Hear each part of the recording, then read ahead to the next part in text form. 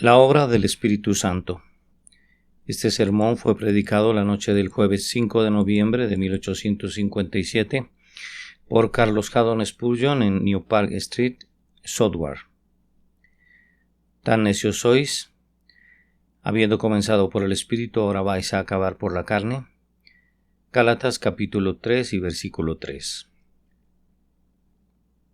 Si somos tan necios, la necedad está ligada no solo al corazón de un niño, sino incluso al corazón de incluso un hijo de Dios. Y aunque puede decirse que la varita quita la necedad de un niño, se necesitarán muchas repeticiones de la vara de aflicción sobre los hombros de un cristiano, antes de que se le quite la necedad. Supongo que todos somos muy sensatos. En cuestión de teoría sobre este punto, si alguien nos pregunta cómo esperamos que nuestra salvación obre en nosotros, deberíamos sin la menor vacilación declarar nuestra creencia de que la salvación proviene únicamente del Señor, y debemos declarar que, así como el Espíritu Santo en primer lugar comenzó la piedad en nosotros, esperamos únicamente su poder para continuar y preservar y finalmente perfeccionar la obra sagrada.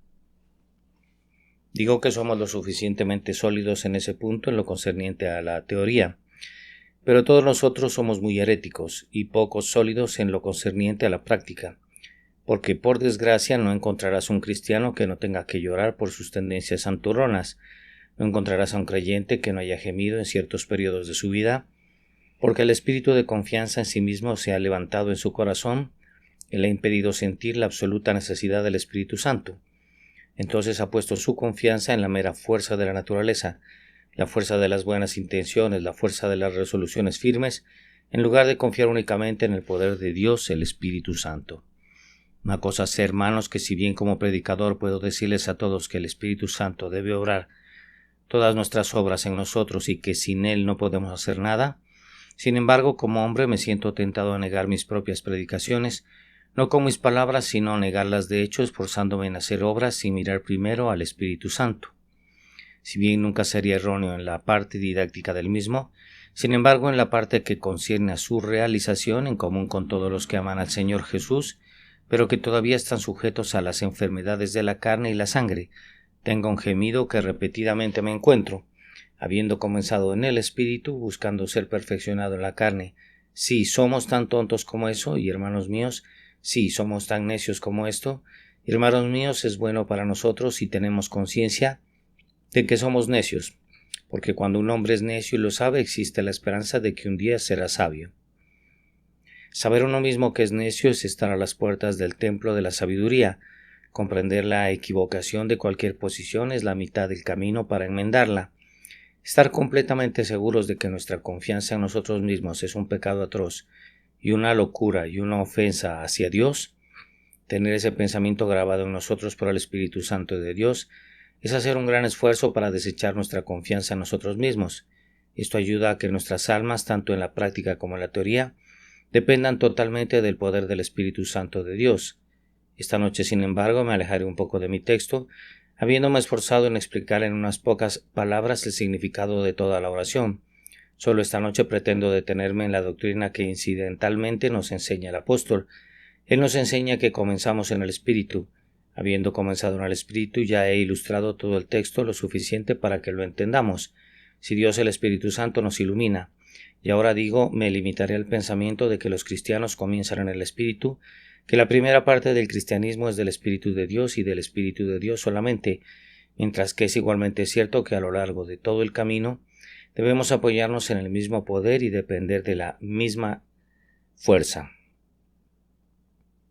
Y he seleccionado este texto por este motivo. Podría decir que tenemos una gran afluencia de jóvenes creyentes mes tras mes, semana tras semana. Cada semana recibimos un número considerable de adiciones a la iglesia. Mes tras mes, estas manos bautizan en profesión de fe del Señor Jesús a muchos de los que aún son jóvenes en la fe del Evangelio. Ahora estoy asombrado de encontrar a las personas que así se presentan ante mí, tan bien instruidas en las doctrinas de la gracia y son tan firmes en todas las verdades del pacto, tanto que puedo pensar que es mi jactancia y gloria en el nombre de Jesús que no creo que tengamos miembros a quienes hemos recibido en la iglesia que no den su pleno asentimiento y consentimiento a todas las doctrinas de la religión cristiana, comúnmente llamadas doctrinas calvinistas, aquellas de las que es probable que los hombres se rían como puntos doctrinales elevados, son aquellas que más fácilmente reciben y creen y en las que se regocijan. Sin embargo, encuentro que la mayor deficiencia radica en este punto, el olvido de la obra del Espíritu Santo. Los encuentro muy fácilmente recordando la obra de Dios Padre, no niegan la gran doctrina de la elección, pueden ver claramente la gran sentencia de justificación dictada por el Padre sobre los elegidos a través del sacrificio vicario y la justicia perfecta de Jesús, y tampoco son atrasados en entender la obra de Jesús.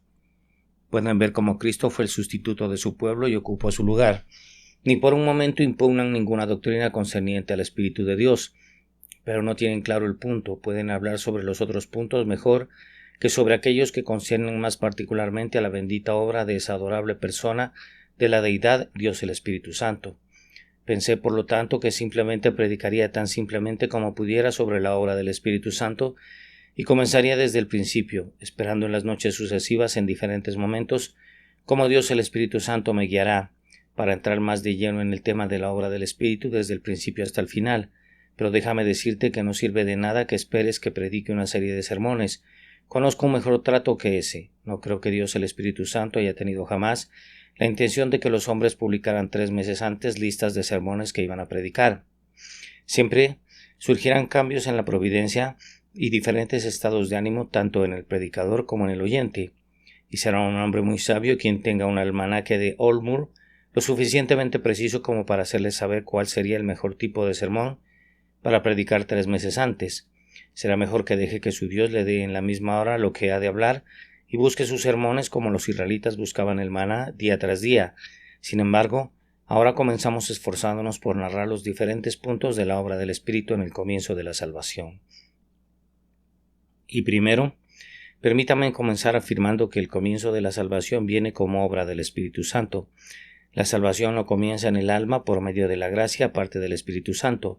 Ningún hombre en el mundo tiene la libertad de descuidar los medios que Dios ha designado. Si una casa se construye para la oración, no debe esperar ninguna bendición el hombre que se niega a hollar su piso. Si se erige un púlpito para la administración de la palabra, ningún hombre debe esperar, aunque a veces conseguimos más de lo que esperamos, ser salvo excepto por oír la palabra. Si la Biblia está impresa en nuestro propio idioma nativo y podemos leerla, el que descuida la Sagrada Escritura y se detiene en su estudio ha perdido una gran y grandiosa oportunidad de ser bendecido. Hay muchos medios de gracia y hablemos de ellos también como podamos. Estaríamos lejos de despreciarlos, son de altísimo valor. Bienaventurados los que los tienen. Feliz es la nación que es bendecida con los medios de gracia. Pero mis hermanos, ningún hombre fue salvo por los medios de la gracia sin el Espíritu Santo. Puede escuchar los sermones del hombre a quien Dios se deleita en honra. Puede seleccionar de todos sus teólogos puritanos los escritos de aquel hombre a quien Dios bendijo con una doble porción del Espíritu Santo. Puede asistir a todas las reuniones de oración, puede pasar las hojas de este bendito libro, pero en todo esto no hay vida para el alma fuera del soplo del Espíritu Divino. Utilice estos medios, los exhortamos a usarlos y usarlos diligentemente, pero acordaos que en ninguno de estos medios hay nada que os pueda beneficiar a menos que Dios, el Espíritu Santo, los tome y los corone. Estos son como los conductos de la plaza del mercado cuando el manantial fluye con agua. Entonces están llenos y obtenemos una bendición de ellos, pero si el arroyo está represado, si el manantial deja de correr, entonces estos son pozos sin agua, nubes sin lluvia, y podéis acudir a las ordenanzas como un árabe acude a su odre cuando está seco, y con vuestros labios resecos podéis absorber el viento y beber el torbellino, pero no recibir consuelo, ni bendición ni instrucción de los medios de la gracia. La salvación de ningún pecador tampoco es iniciada en él por un ministro o por un sacerdote. Dios perdone al hombre que alguna vez se llamó a sí mismo sacerdote o permitió que cualquier otro lo llamara así desde los días de nuestro Señor Jesús.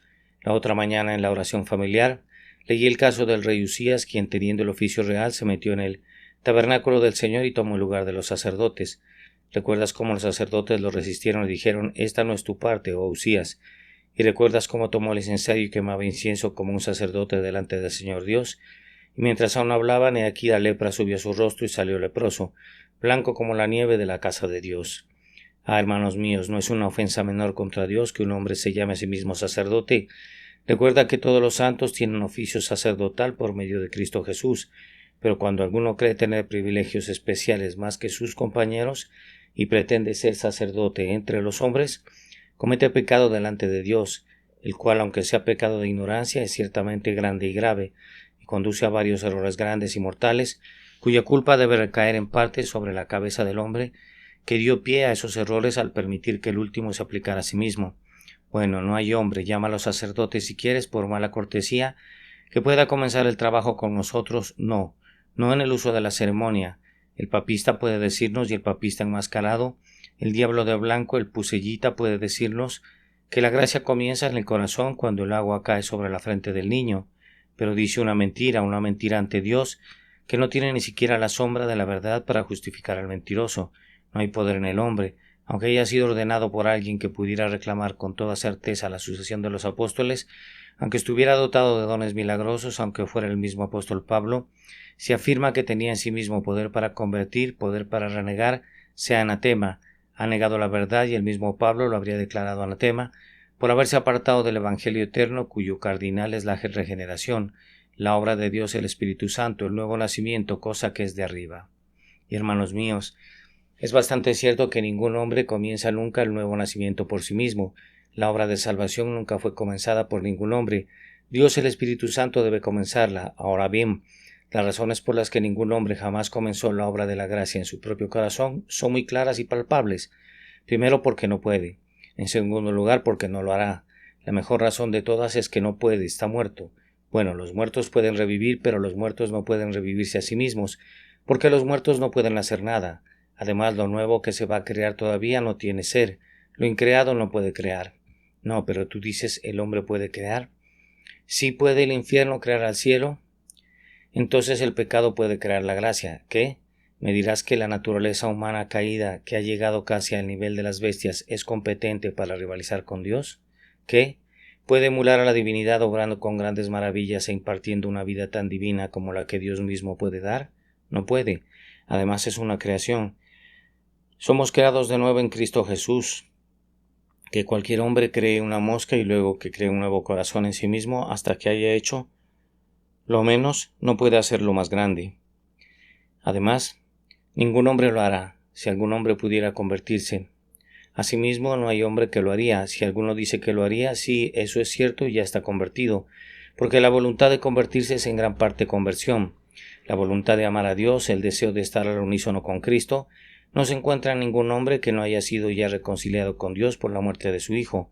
Puede haber un deseo falso, un deseo basado en una tergiversación de la verdad, pero un verdadero deseo por la verdadera salvación, por el verdadero espíritu, es un cierto indicativo de que la salvación ya está allí en germen y en capullo, y solo necesita tiempo y gracia para desarrollarse. Pero es cierto que el hombre no puede ni quiere, siendo por un lado completamente impotente y muerto, y por otro lado completamente depravado y sin querer, odiando el cambio cuando lo ve en otros y sobre todo despreciándolo en sí mismo. Estad seguros, por lo tanto, de que Dios el Espíritu Santo debe comenzar, ya que nadie más puede hacerlo. Y ahora, hermanos míos, debo entrar en el tema muy brevemente, mostrando lo que el Espíritu Santo hace al principio. Permítanme decir que, al describir la verdadera obra de salvación en el alma, no deben esperar que yo exhiba ninguna sutileza crítica de juicio. Hemos oído hablar de una asamblea de teólogos que una vez debatieron si los hombres se arrepentían primero o creían primero, y después de una larga discusión alguien más sabio que los demás sugirió otra pregunta: si el niño recién nacido, los pulmones primero funcionaron o la sangre circuló primero. Ahora, dijo él, cuando determines uno podrás determinar el otro. No sabrás cuál viene primero, son muy probablemente creados en nosotros en el mismo momento. No podemos, cuando mencionamos estas cosas en un orden exactamente, declarar y testificar que todo esto sucede de acuerdo con el orden en que las mencionamos. Pero nosotros solamente, según el juicio de los hombres, según nuestra propia experiencia, buscamos ahora exponer cuál es la forma habitual de actuar de Dios el Espíritu Santo en la obra de salvación. Entonces, lo primero que Dios el Espíritu Santo hace en el alma es regenerarla. Siempre debemos aprender a distinguir entre regeneración y conversión. Un hombre puede convertirse muchas veces en su vida, pero regenerarse una sola vez. La conversión es algo que viene por la regeneración, pero la regeneración es el primer acto de Dios, el Espíritu en el alma, que, dices, ¿Viene la regeneración antes de la convicción de pecado? Seguramente. No podía haber convicción en el pecador muerto. Ahora la regeneración vivifica al pecador, le da vida. No está capacitado para que se opere en él una verdadera convicción espiritual hasta que, antes que nada, haya recibido la vida. Es cierto que uno de los primeros acontecimientos de la vida es la convicción de pecado, pero antes de que cualquier hombre pueda ver su necesidad de un Salvador debe ser un hombre vivo. Antes de que pueda realmente, quiero decir, en una posición espiritual de una manera salvadora y eficaz, comprender su propia y profunda depravación, debe tener ojos para ver la depravación, debe tener oídos para escuchar la sentencia de la ley, debe haber sido vivificado y hecho vivo, de lo contrario no sería capaz de sentir, o ver o discernir en absoluto. Creo entonces que lo primero que hace el Espíritu es eso, encuentra al pecador muerto en el pecado, justo donde lo dejó Adán, infunde en él una influencia divina. El pecador no sabe nada de cómo se hace, ni ninguno de nosotros lo comprende. No entiendes el viento, sopla donde quiere, pero vemos sus efectos. Ahora bien, ninguno de nosotros puede decir cómo obra el Espíritu Santo en los hombres. No dudo que ha habido algunos que se han sentado en estos bancos y en medio de un sermón o en oración, o cantando no sabían cómo fue. El Espíritu de Dios estaba en sus corazones, Él había entrado en sus almas, ya no estaban muertos en el pecado, ya no estaban sin creer, sin esperanza, sin capacidad espiritual, habían comenzado a vivir. Y creo que esta obra de regeneración, cuando se hace de manera más efectiva, y Dios el Espíritu no lo haría sin hacerlo de manera efectiva, se hace de manera misteriosa, a menudo repentinamente y se hace de muchas maneras, pero aún así siempre tiene esta marca, que el hombre, aunque no entienda cómo se hace, siente que algo se hace, el que él, como no lo sabe, pero él sabe que algo está hecho. Y ahora comienza a tener pensamientos que nunca concibió antes, empieza a sentir como nunca antes había sentido, es llevado a un nuevo estado, se produce un cambio en él, como si un poste muerto parado en la calle de repente se encontrara poseído por un alma y oyera el sonido de los carruajes que pasan y escuchara las palabras de los transeúntes. Hay algo bastante nuevo al respecto. El hecho es que el hombre tiene un espíritu, nunca antes había tenido uno. No era más que un cuerpo y un alma, pero ahora Dios le ha infundido el tercer gran principio, la nueva vida, el espíritu, y se ha convertido en un hombre espiritual. Ahora no solo es capaz de ejercitarse mentalmente, sino también de ejercitarse espiritualmente. Teniendo un alma antes podía arrepentirse, podía creer como un mero ejercicio mental, podía pensar en Dios y tener después algunos deseos de Él, pero no podía tener un pensamiento espiritual ni un anhelo o deseo espiritual, porque no tenía poderes que pudieran inducir estas cosas, pero ahora, en la regeneración se le ha dado algo y al serle dado pronto verá sus efectos. El hombre comienza a sentir que es un pecador. ¿Por qué no sintió eso antes? Ah, hermanos míos, no podía, no estaba en condiciones de sentir, era un pecador muerto, y aunque te decía y le decía a Dios a modo de cumplido que era un pecador, no sabía nada de eso. Dijo que era un pecador, sí, pero habló de ser un pecador como el ciego habla de las estrellas que nunca ha visto, como habla de la luz cuya existencia no conocería a menos que se la dijeran, pero ahora es una realidad profunda. Podéis reíros de él, vosotros que no habéis sido regenerados, pero ahora tiene algo que realmente lo pone más allá de tu risa. Comienza a sentir el peso excesivo y la maldad de la transgresión. Su corazón tiembla, su misma carne se estremece, en algunos casos todo el cuerpo se ve afectado. El hombre está enfermo de día y de noche, se le ponen los pelos de punta por el miedo, no puede comer, le falta el apetito, no puede soportar el sonido de la melodía y la alegría. Todos sus espíritus animales están agotados, no puede regocijarse. Él es infeliz, está desdichado, abatido, angustiado en algunos casos, casi a punto de volverse loco, aunque en la mayoría de los casos toma una fase más ligera y está en los suaves susurros del espíritu, pero incluso entonces las angustias y los dolores causados por la regeneración mientras la nueva vida descubre el pecado y la maldad de la condición pasada del hombre son cosas que no deben ser bien descritas ni mencionadas sin lágrimas. Todo esto es obra del Espíritu. Habiendo llevado el alma hasta aquí, lo siguiente que hace el Espíritu Santo es enseñarle al alma que es completamente incapaz de salvarse a sí misma. Eso lo sabía antes, tal vez si el hombre estaba bajo un ministerio evangélico, pero solo lo sabía con el oído y lo entendía con la mente. Ahora se ha convertido en parte de su propia vida. Lo siente, ha entrado en su alma y sabe que es verdad. Una vez pensó que sería bueno y pensó que eso lo salvaría. El Espíritu Santo simplemente quita esos pensamientos de la mente. Entonces dice: intentaré las ceremonias y veré si puedo obtener méritos así. Si Dios, el Espíritu Santo, dispara la flecha justo en el corazón de ese pensamiento y cae muerto ante él. Él no puede soportar la vista del cadáver, de modo que, como dijo Abraham de Sara, exclama: sepultad a los muertos delante de mí. Aunque una vez lo amó mucho, ahora odia verlo.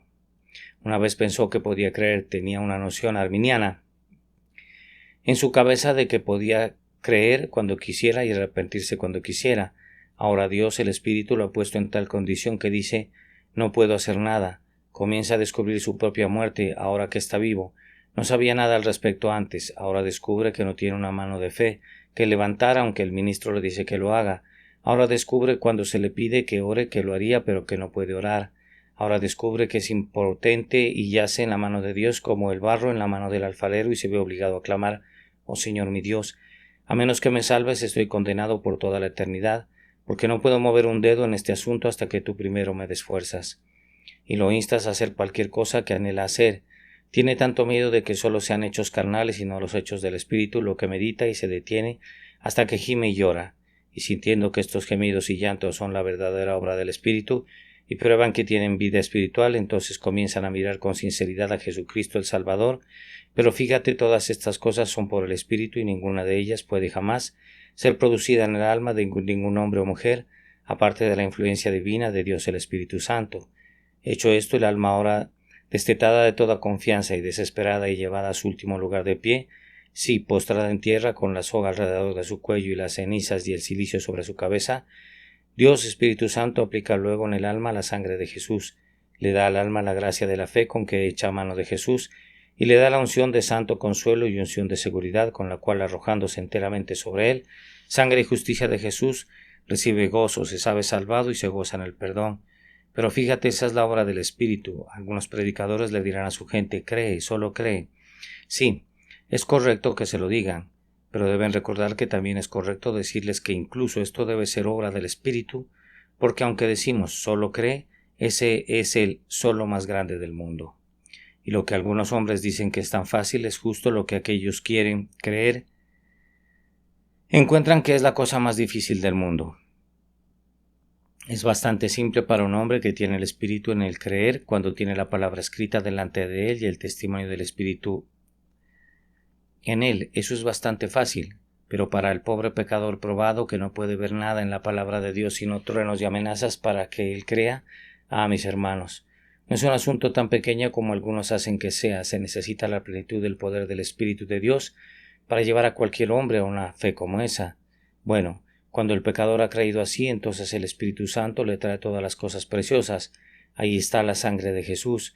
Eso nunca puede salvar mi alma a menos que Dios el Espíritu tome esa sangre y la rocíe sobre mi conciencia. Existe la justicia perfecta e inmaculada de Jesús.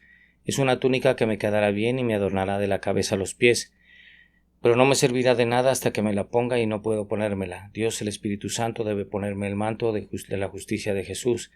Existe el pacto de adopción por el cual Dios me da los privilegios de un hijo. Pero no puedo regocijarme en mi adopción hasta que reciba el espíritu de adopción por el cual clamar Abba Padre. Entonces, amado, ¿ves? Podría extenderme, pero mi tiempo se me acaba. Ves que cada punto que se pone de manifiesto en la experiencia del cristiano recién nacido, cada punto en esa parte de la salvación que podemos llamar el comienzo en su alma, tiene que ver con Dios el Espíritu Santo. No hay paso que se pueda dar sin Él. No hay nada que pueda lograrse correctamente sin Él. Sí, aunque tuvieran los mejores medios, la más correcta de las ceremonias, la más ortodoxa de las verdades, y aunque ejercitaran sus mentes en todas estas cosas, y aunque la sangre de Jesucristo fuera derramada por ustedes, y Dios mismo los hubiera ordenado desde antes de la fundación del mundo para ser salvos, pero todavía debe haber ese único eslabón siempre insertado en la cadena de oro del plan de salvación, porque sin eso todo estaría incompleto. Debe ser vivificado por el Espíritu, debe ser llamado de las tinieblas a la luz, debe ser hecho una nueva criatura en Cristo Jesús. Ahora me pregunto cuántos de ustedes saben algo sobre esto. Esa es la parte práctica. Ahora, mi oyente, ¿entiendes esto? Quizás, Señor, usted es una persona extremadamente sabia y da media vuelta con desdén y dice, sobrenaturalismo es una de sus fases. Estos metodistas siempre están hablando de cosas sobrenaturales. Eres muy sabio en exceso, sin duda, pero me parece que el Nicodemo de antaño había llegado tan lejos como tú, y no has llegado más lejos que él, porque preguntó, ¿cómo puede un hombre nacer de nuevo siendo viejo? Y aunque todos los niños de la escuela dominical han tenido una sonrisa a expensas de la ignorancia de Nicodemo, no eres más sabio, y sin embargo usted es un rabino, Señor, y nos enseñaría, ¿verdad? Y nos enseñaría sobre estas cosas, y sin embargo te burlas del sobrenaturalismo.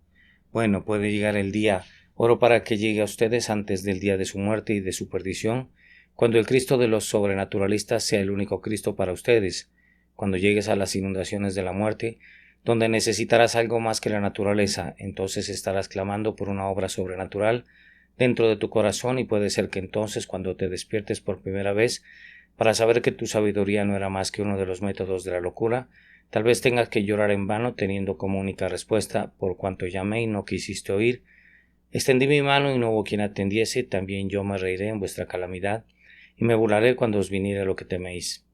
Oigo a otro de ustedes decir, bueno, Señor, no sé nada de esta obra de Dios el Espíritu Santo en mi corazón, soy tan bueno como otras personas, nunca hago profesión de religión, es muy raro que me vaya a un lugar de culto, pero soy tan bueno como los santos, como cualquiera de ellos. Mire a alguno de ellos, muy buenos compañeros sin duda. Detente ahora, la religión es una cosa entre tú y tu hacedor, y no tienes nada que ver con estos excelentes tipos de los que has hablado.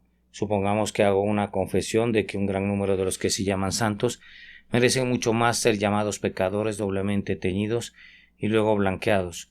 Supongamos que hago una confesión de eso. ¿Qué tiene eso que ver contigo? Tu religión debe ser para ti y debe ser entre tú y tu Dios. Si todo el mundo fuera hipócrita, eso no os exoneraría ante vuestro Dios.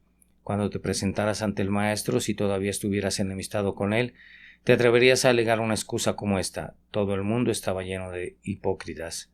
Bueno, diría, ¿qué tiene eso que ver contigo? Con mayor razón deberías haber sido un hombre honesto.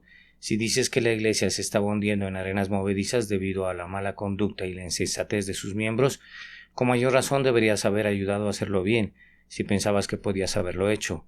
Otro clama, bueno, no veo que lo necesite.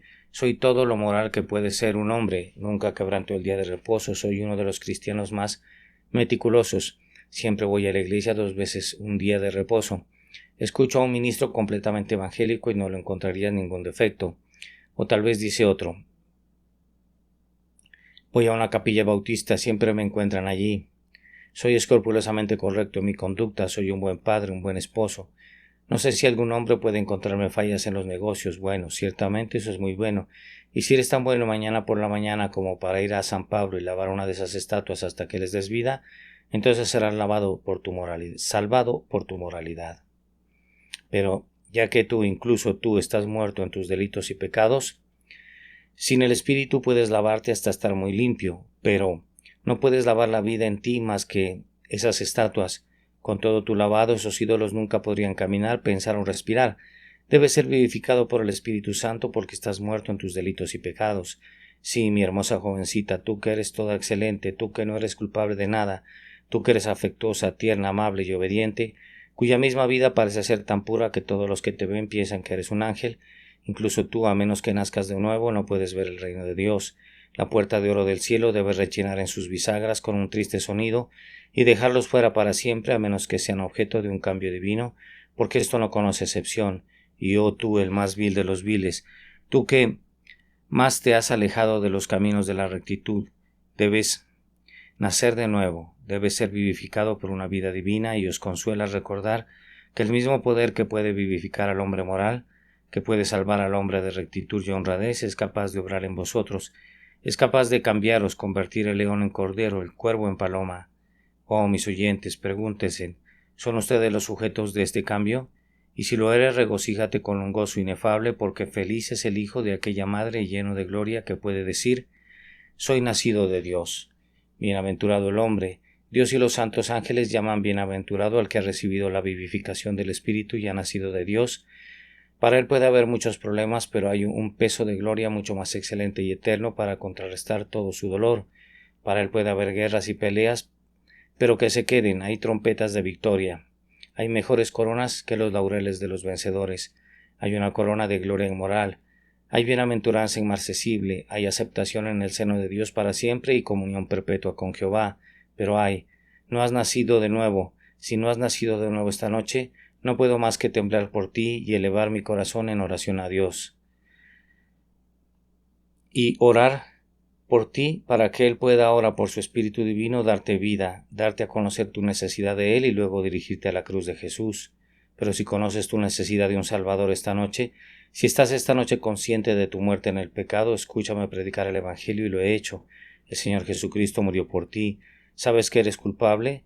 No como el hipócrita finge saberlo, sino lo conoces conscientemente, sensiblemente, lloras por ello, lo lamentas, sientes que no puedes salvarte a ti mismo, estás harto de todas las formas carnales de salvación. Puedes decir esta noche, a menos que Dios extienda la mano de su misericordia, sé que merezco estar perdido para siempre y lo estoy. Entonces, ¿cómo vive el Señor mi Dios en cuya presencia estoy? Mi Maestro os compró con su sangre, y a los que compró con sangre Él los tendrá. De los colmillos del león y de las fauces del oso los arrancará. Él te salvará porque eres parte de su compra con sangre. Él ha tomado tus pecados sobre tu cabeza. Él sufrió en tu lugar, ha sido castigado por ti. No morirás. Tus pecados, que son muchos, te son perdonados. Y yo soy el alegre heraldo del Maestro para decirles esta noche lo que también les dice su palabra, para que puedan regocijarse en la plenitud de la fe, porque Cristo Jesús vino al mundo para salvar a los pecadores, y palabra fiel y digna de ser recibida por todos. Que el Señor se complazca ahora en añadir su bendición por causa de Jesús. Amén. La obra del Espíritu Santo. Este sermón fue predicado más precisamente la noche del jueves 5 de noviembre de 1857 por Carlos Haddon Spurgeon en New Park Street, Southwark. Tan necios sois, habiendo comenzado por el Espíritu, ahora vas a acabar por la carne. Gálatas, capítulo 3 y versículo 3.